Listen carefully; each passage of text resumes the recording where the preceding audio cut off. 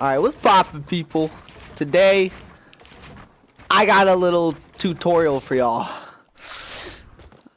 So, not a lot of people ask me, but I've always wanted to do a video like this. And now I feel like I've gotten good enough to where I can make one and, confidently show y'all a couple skills. Or things I like to do in-game, that get me, high ground.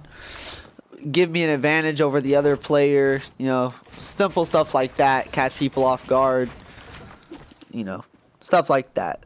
So, show y'all a couple things I like to do in match. Some are going to be pretty obvious, others aren't going to be. Well, actually, they probably mostly will be. But anyway, we're going to start off with the simple 90. A lot of people call it the double 90 because you usually don't get more than about 2. But it's where you put a staircase. And if you're not on ground level, if you want, you put a floor to cover it, and then you just turn, throw a floor, a staircase, and a wall while turning to your right. But when you move your control stick, it's more like a circular movement. So it's a little bit different than just like very rigidly turning the controller. So that's one of the best ways to get high ground in the game. That really started coming out once Playgrounds came out, and a lot of people are finding ways to get high ground over people and stuff like that. But this is a great way. So that's number 1. After you take this, you peek on them like this. Or if you don't like the angle, you switch your staircase over. Pop another one. Peek over that way. Sweat. Put some angles. Here, let me get a gun so I don't actually do something here. We'll get this. This. Okay, now we get to somewhere. So, shoot like that, edit it back, another 90. So the next thing I'm going to show y'all, this is just ways that I find it easier to beat people in fights. So first one's the 90. Another's just a way to push. You can either double it, but if you're going to double it, I highly suggest you don't put floors unless you're really efficient at it, because you can easily mess it up. But this is the double ramp method. And that's how you can push somebody without instantly getting shot down. Now, mainly they are going to shoot at you. So what you do is, after you build the first one or the second one, that's when you peek over and beam them while you're shooting. They're shooting down here, so they're not going to be aiming at you. So once they do that, then you're going to be at an advantage because they're already going to be weaker. And then right about then, if they haven't already built up, they're probably going to do something like this, box themselves in. They're not trying to take no damage, and, that's when you can, really jump on them, take advantage of the fact that they're weak. So that's one of the methods. The other method that works a lot better on solo than other matches, but it's just the normal version. This right here, floor, stair, wall. And there's a lot of ways you can do it. The way I do it is I throw the floor first, and then, or the staircase first, and I throw the floor and then the wall. So like that. So, once you do about 2, peek over, see if they're looking, bam, hit them a couple times. And if you don't get any hits, then you could just stay up there if they don't shoot it down. And if they do take damage, then you could jump off, push, pursue for the kill. Next method I like to do is when I'm on high ground or over somebody. This is how I always do this. This is more of an aiming technique. But if someone's underneath me and, they're like looking at me, they're waiting for me to peek so they can hit me, I like do a quick little flick like that. So I hardly show myself. It's my first game on, so don't mind my trash aim. But stuff like that where you hardly peek your head. That'll get you the advantage. They won't hit you. Try to stay moving, though, because when you do this technique, you're probably going to be pretty, stationary. So, do it really quick. Like, run up, bam, flick, look back, or just stay in a 1x1 like that. That's my best tip for that, at least. Let me turn on infinite ammo. For some reason, that was off. Okay, for some reason, it's still off. Anyway, the next technique that I am going to show you, if I can turn on my infinite ammo, which is for some reason not applying. There we go. So you got that technique, you know, if they're right there and they're underneath you, but not too underneath you. You know, you sometimes get a hit like that on them. If there's someone in front trying to cover for them, you build till they reload, you know, hold it like that and then look down and try to get a hit. Doesn't always work, but you know, this is what Fortnite is. Sometimes it works, sometimes it doesn't. Next thing I'm going to show y'all is when you're pushing in, I mean, it does happen in solos, but you're way more likely to get into squads. So what happens is, you know, you're pushing like this, but then someone shoots you from like an angle over here. So it's pretty much the same method. You just throw a wall when you do it. So then you cover your side. So then they don't hit you. Or if they do, you know, they probably won't hit you. I'm not that sweaty, so I don't know if I could do both sides, you know. Something like that. You know, covering yourself as best possible when multiple targets are against you. You know, you gotta get the best advantage you can, take least amount of damage before you engage. So alright, anyway.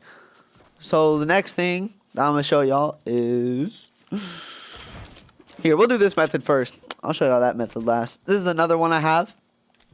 This is where you're gonna 1x1, right? And what you're doing, I usually don't throw a staircase unless they're like on all sides that I'm trying to build up for high ground, but I'll show you that in a minute. It's on low ground, right? They're pressuring your wall. You're like this. What you want to do is wait until it takes a hit and drop your builds and just lock it on their head. And as soon as they break it, bam, throw another wall right in their face. So they take 100 damage, you know, they're like, okay, this dude's sweaty. And, you know, I'm gonna edit. Okay. That's one way. Or you could wait till they break, you know, a staircase right here. Bam, slap them. Or you could, like, you know, edit the staircase. Something like that. Something like that.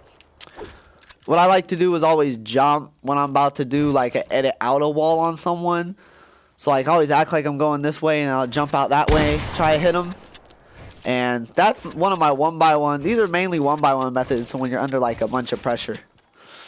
So, if they're shooting you from all sides, what you want to do is I always wait till the one in the front, or if they're all in the front, I wait till one has to reload. And once they reload, you got to get going. Like, you got to do a couple 90s or something like that, drop down, boom, something like that. So, that gets on to my next technique. So say you're doing that, right? You got high ground. They're underneath you. What you're going to want to do is shoot and throw a floor. You know what I'm saying? Bam. If there's more than one, I throw pyramids because they're obviously going to be way more prone to actually break it down after getting hit because one could be anywhere. So, you know, stop pulling out that shitty ass. So, yeah, that's what I do. The bomb on consoles, you know, it's not as quick as a lot of the other ones are. Sorry, boys, I've been on for 5 minutes. I literally just got on to make this tutorial. Just thought I'd show y'all a couple things. So things like that, you know, get a couple of those in while you're at it and throw a floor. Mix them up with it, make them think you're over there, and then, you know, get like an angle shot right there. And then one's weak, you know, drop on them. Because once you knock one in a squad, their confidence depletes a lot. Because they're like, okay, well, he managed to kill one of us. But it's not always like that. Other techniques, I guess. Let's see. Here's some tips that I have. Like I said before, always wait until you hear one reload their AR. So you're holding the wall like this, and you hear them shoot that AR till you hear that click. As soon as you hear that click, you want to jump out. And if they switch to your shotgun, that's when you build up. Hit them again. If they build after that, get high ground on them. Ooh. Things like that.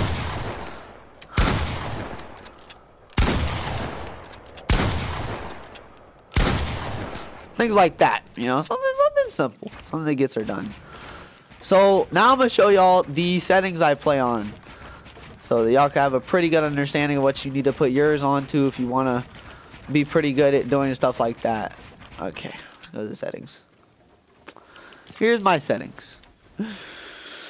Don't look at my mouse instead because I don't play with the mouse. Second off. Okay, so I have 0.850 on my X because I find it a lot harder to flick up or like a lot more sensitive when you flick up. Like it's on 0.8, but it feels like it's higher than my X. I feel like it's a lot easier to trace someone with the AR. It's probably, due to aim assist and other factors.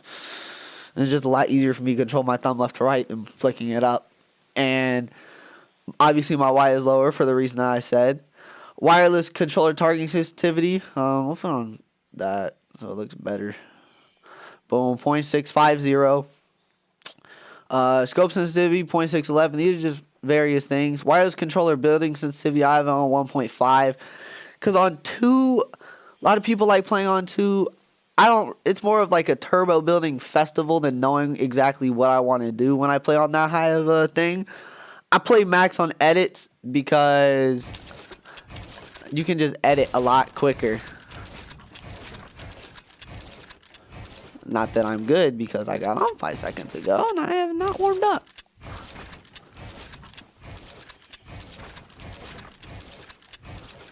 Anyway.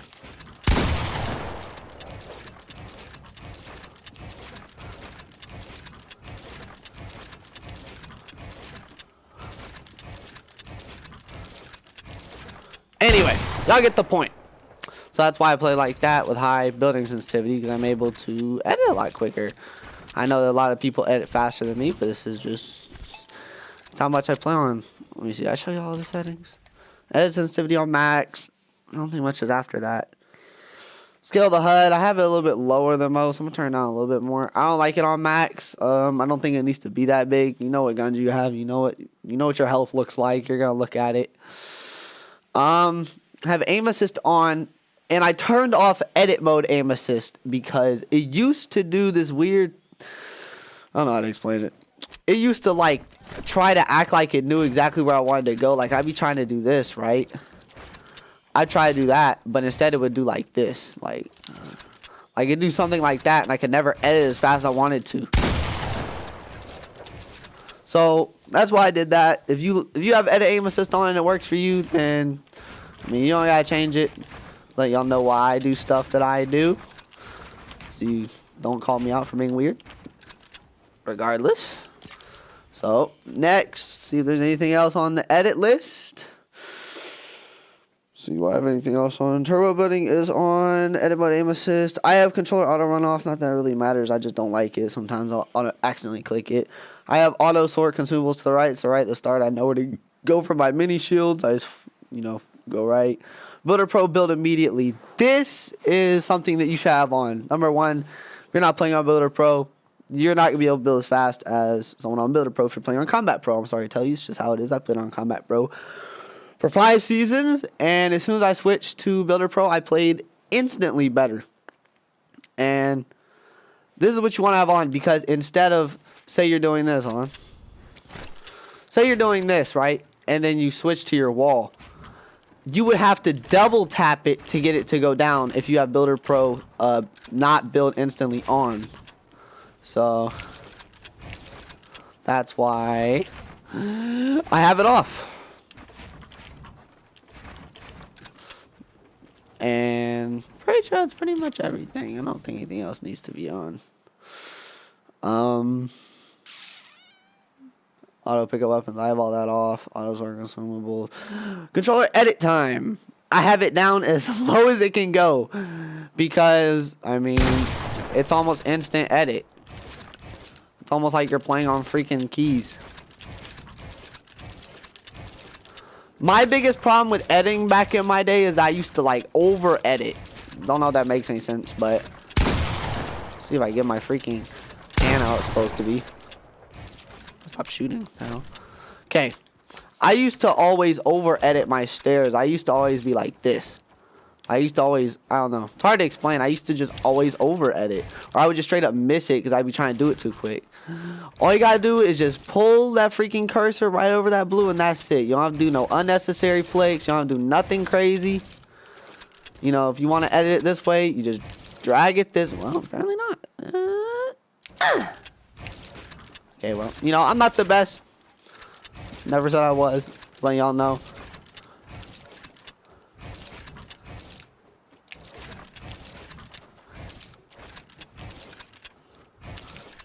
Anyway, I'm not talking enough apparently, because I'm trash at YouTube. So yeah, those are just things I do. You could also do this. Hold on. Hold on. Let me go ahead. This. You know, if you're super sweaty, you could double ramp it, but I'm not that sweaty. That's really hard to do for me. I mean, I don't even know where you would have mats like that in this patch anyway, unless they brought Siphon back. So that's just hard. If you can do that, props to you. It's a little bit unnecessary though. Actually, it's very unnecessary. I feel like the most you really need to push someone is gonna be this, unless you're in freaking like squads versus, you know, everyone. In that case, you don't even really want to try to push for high ground unless there's already like a huge cluster of stuff like over here. Then you could try, you know, building up to it, getting on high ground. But if there's just an open field and there's a whole squad over there, it doesn't matter, you know, how you push. You could push with everything in the world. Odds are it's not gonna, you know, stop them from shooting you down. They're probably gonna have rocket launchers, be spraying, you know, their gold weapons at you. I mean, that's what. Look how quick this stops. I mean, that's literally like no time at all. So, things I recommend. You don't always have to push high ground to win. Low ground warrior is a thing. It's how I like to play a majority of my time because I'm pretty good at aiming. You know, just how it be. I don't really always have to build fight considering there's such a shortage of mats all the time now. Anyway. Considering such a shortage of mats nowadays because, you know, due to the harvesting, took out siphons, back to normal. There are max mats, but to get to max mats, you have to break so much, it's crazy. Oh, flying. So yeah, that pretty much does it for me. Showed y'all my settings, showed y'all what I like to do if I have to push high ground. A lot of the times I'll just, you know, I'll just be like this. And, you know, they'll peek, and then bam, I throw a floor over, edit, see if he peeks again, and then I'll just do this. You know, 20 mats at a time. He's wasting all these mats. He's doing all this right here. You know, right there. 1, 2, 3, 4, 40 mats. And some of the times I don't even put a floor below it. That's only if I'm turning. Like right here, I'll usually throw one to make sure I don't fall. So, you know, I'll use 20 mats. I'll use, you know, 1 mat at a time to go up against his 40. And, you know, he'll run on a mat shortage. And then I'll start sweating on him. If I really have to. I don't really see the point in being that sweaty.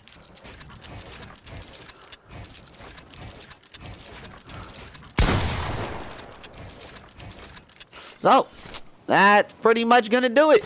If you enjoyed the video, be sure to like, do literally anything. Giving it a view is just great to me. And that's pretty much gonna do it for my building tips. If there's something I forgot, you know, tell me in the comments, because I'm not always the brightest. You know, no one's perfect. And that's gonna do it.